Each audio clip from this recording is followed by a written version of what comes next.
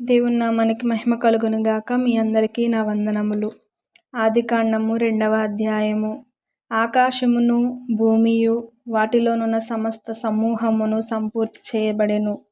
దేవుడు తాను చేసిన తన పని 7వ దినములోగా సంపూర్తి చేసి, తాను చేసిన తన పని అంతటి నుండి 7వ దినమున విశ్రమించెను. కాబట్టి దేవుడు ఆ 7వ దినమున ఆశీర్వదించి పరిశుద్ధపరచెను. ఏలయనగా దానిలో దేవుడు తాను చేసినట్టియు సృజించినట్టియు తన పని అంతటి నుండి విశ్రమించెను. దేవుడైన యెహోవా భూమిని ఆకాశమును చేసిన దినమందు భూమ్యాకాశములు సృజించబడినప్పుడు వాటి ఉత్పత్తి క్రమము ఇదే. అది వరకు పొలమందలి ఏ పొదయు భూమి మీద నుండలేదు, పొలమందలి ఏ చెట్టును మొలవలేదు. ఏలయనగా దేవుడైన యెహోవా భూమి మీద వాన కురిపించలేదు, నేలను సేద్యపరచుటకు నరుడు లేడు. అయితే ఆవిరి భూమి నుండి లేచి నేల అంతటిని తడిపెను. దేవుడైన యెహోవా నేలమట్టితో నరుని నిర్మించి వాని నాసికారంధ్రములలో జీవవాయువును ఊదగా నరుడు జీవాత్మ ఆయెను. దేవుడైన యెహోవా తూర్పున ఏదెనులో ఒక తోట వేసి తాను నిర్మించిన నరుణ్ణి దానిలో ఉంచెను. మరియు దేవుడైన యెహోవా చూపునకు రమ్యమైనదియు ఆహారమునకు మంచిదియునైన ప్రతి వృక్షమును, ఆ తోట మధ్యను జీవవృక్షమును, మంచి చెడ్డలు తెలివినిచ్చు వృక్షమును నేల నుండి మొలిపించెను. మరియు ఆ తోటను తడుపుటకు ఏదెనులో నుండి ఒక నది బయలుదేరి అక్కడి నుండి చీలిపోయి 4 శాఖలాయెను. మొదటి దాని పేరు పీషోను. అది హవీలా దేశమంతటి చుట్టూ పారుచున్నది. అక్కడ బంగారమున్నది. ఆ దేశపు బంగారము శ్రేష్టమైనది. అక్కడ బోళమును గోమేధికులను దొరుకును.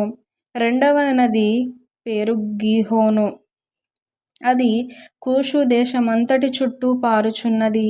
మూడవ నది పేరు హిద్దెకేలు. అది అష్షూరు తూర్పు వైపున పారుచున్నది. నాల్గవ నది యూఫ్రటీసు. మరియు దేవుడైన యెహోవా నరుణ్ణి తీసుకొని ఏదెను తోటను సేద్యపరచుటకును దాన్ని కాచుటకును దానిలో ఉంచెను. మరియు దేవుడైన యెహోవా ఈ తోటలోనున్న ప్రతి వృక్ష ఫలములను మీరు నిరభ్యంతరముగా తినవచ్చును. అయితే మంచి చెడ్డలు తెలివినిచ్చు వృక్ష ఫలములను తినకూడదు. నీవు వాటిని తినదినమున నిశ్చయముగా చచ్చెదవని నరునికి ఆజ్ఞాపించెను. మరియు దేవుడైన యెహోవా నరుడు ఒంటరిగా నుండుట మంచిది కాదు, వానికి సాటి అయిన సహాయమును వాని కొరకు చేయుదమనుకొనెను. అప్పుడు యెహోవా ప్రతి జంతువును ప్రతి ఆకాశ పక్షిని నేల నుండి నిర్మించి ఆదాము వాటిని ఏ పేరు పెట్టెనో చూచుటకు అతని యొద్దకు వాటిని రప్పించెను. జీవము గల ప్రతి దానికి ఆదాము ఏ పేరు పెట్టెనో ఆ పేరు దానికి కలిగెను.